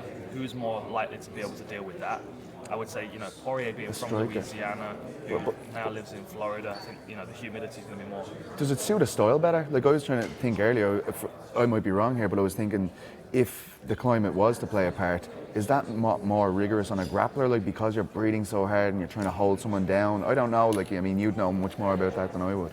I mean, ultimately, I think it's much more about who's acclimated for a builder in the US, who's more acclimatized to a humid temperature. And like I said, like Poirier was born in Louisiana and he lives in Florida, so he lives in humidity. Right. He also had a good sweat on at the open workouts, which tells me he's already hydrated. And then if you're a grappler and you're trying to hold someone down, they are slick, they are sweaty, and it's humid in there. Like, you don't have the same handles, which is why submissions always stick easier in the first round than they do in the second. People are dry, yeah. So like the idea of them starting to slip and slide out of things. If you watch the last couple of fights with Khabib as well, and I think this is an adjustment that he's made so he's not level changing into knee range. He's diving right for the ankle. He's going for that real low single. But that low single works really well if you've got a wrestling boot that will stop that foot sliding out of the grip. So if he dives in on that single leg, the sweaty leg of Poirier might just be able to slide out of that grip. Sweat becomes a real factor, and these guys will be sweating in the first round. Brilliant. Dan, absolute gentleman for getting onto us. And again, as I said, get onto the Full Reptile YouTube page, and Dan Hardy, of course, all of his social networks. And Ian's involved with the Raptors, as I've told you about. Are you going to get on the camera at all, Jamie, soon? Just say hello? Just give us a little wave? Oh, here he goes. Jamie's the face of the operation. Look at this. Look at this beautiful man. His brains behind it. How have you found it this week, Jamie? Oh yeah, it's been amazing. Yeah. It's, he's the only one that can take the sun, as you can see. He's got a great tan. None of us that's do. the only thing I'm struggling with a little bit is the heat. Yeah. But I mean, being here in Abu Dhabi, it's amazing. Like, you were out in the sand dunes the other day, right? You got up at like 5 a.m. Yeah, we were shooting with Dan for ESPN, a little video for Dodge. Cool. That was awesome. Did they give you a car? Yeah, they did. They're flying out back to England for you? That's really nice of them. Well, not quite. I wish. And yeah, it's been amazing so far. What have you noticed? Like, you guys obviously get angles. You guys are backstage. You're not really behind the media cordon so much. Like, what is it that you've noticed about the main event duo? Has anything stuck out for you? Only, obviously, I know Khabib's dad's like very close by him, and he's just got a very watchful eye on everything that's going on. Seems to have a lot of like influence on everything that seems to go on in that camp. Have you noticed this kind of aura that Khabib carries now? Like, it's kind of different. Like, he has this kind of regal aura about him, right? It's like, I'm the champion, you know. And it seems like people just need a bit of time with that belt, and suddenly they start becoming like, you start feeling it. He walks into a room, even if you'd never seen him before, you'd be like, I think that fella's probably really good at something. You know? Yeah, no, 100%. But I mean, if you're the champion of the world, I think you've got the rights in a way to kind of call some of the shots and do what you want to do. I know there's obviously obligations to do what you need to do, but I think he's deserved that right in a way. Yeah, absolutely. Well, look, we've had the full Reptile crew on today. Great to see you, Jamie. Great to see James and Dan, of course. Absolutely. Always a pleasure to work with you, my friend. You too, man. We might even have another word. If Zack Cummings doesn't come out soon, we're going to have to do it all again. Thanks so much, man. All the best.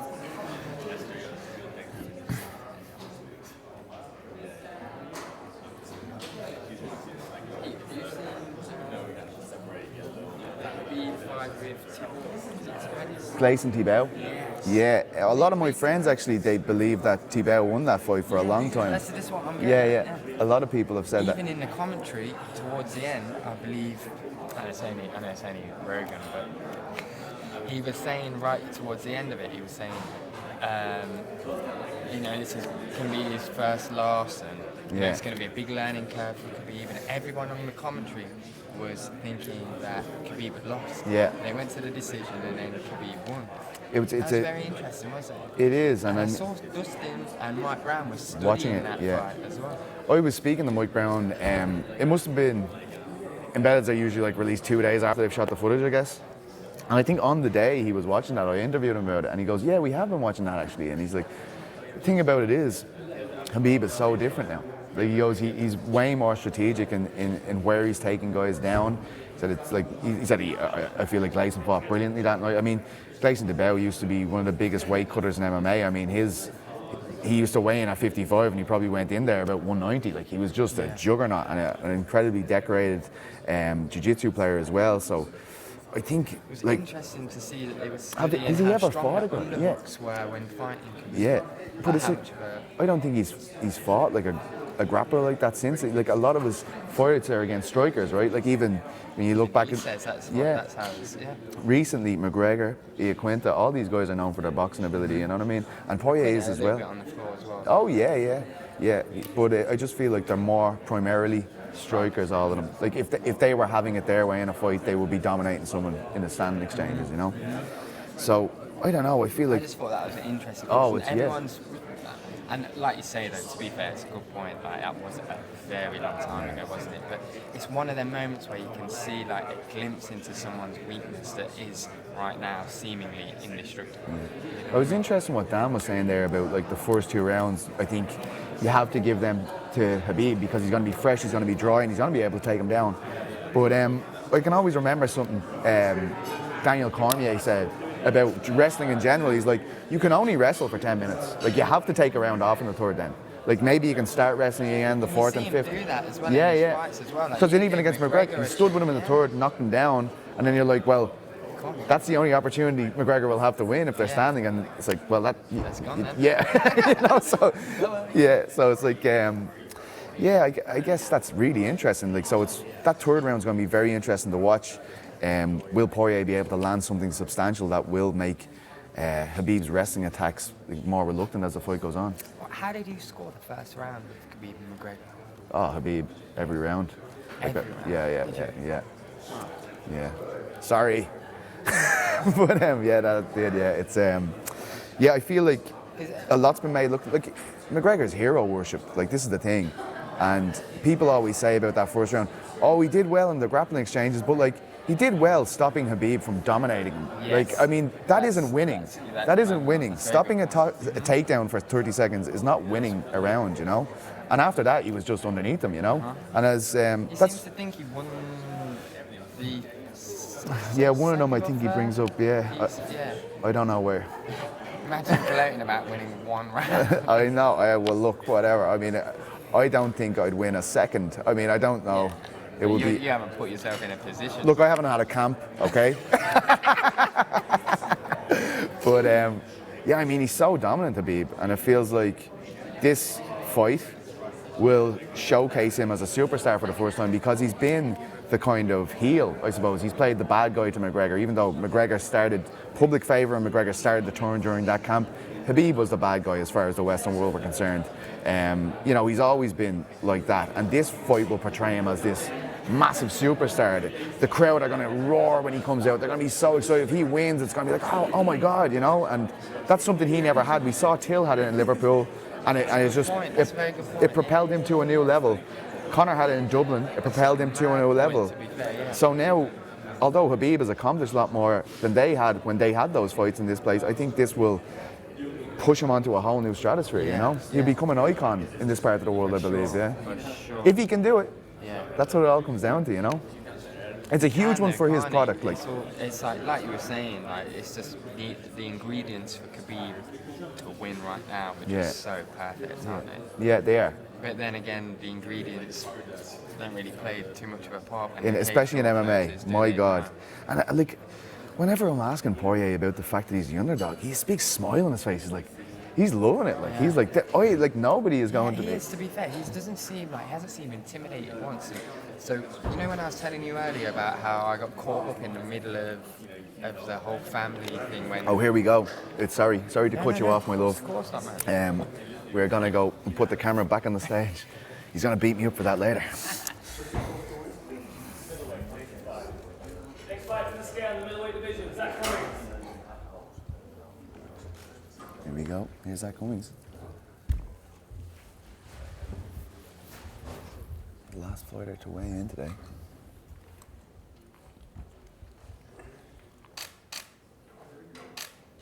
$85.5.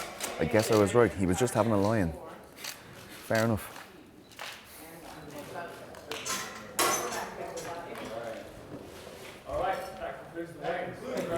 there we go. That alarm clock mustn't have went off. What can you do? But that's it, guys. Thank you so much for joining us this morning. I hope you don't mind me. I'll probably be here a lot more, so better get used to it.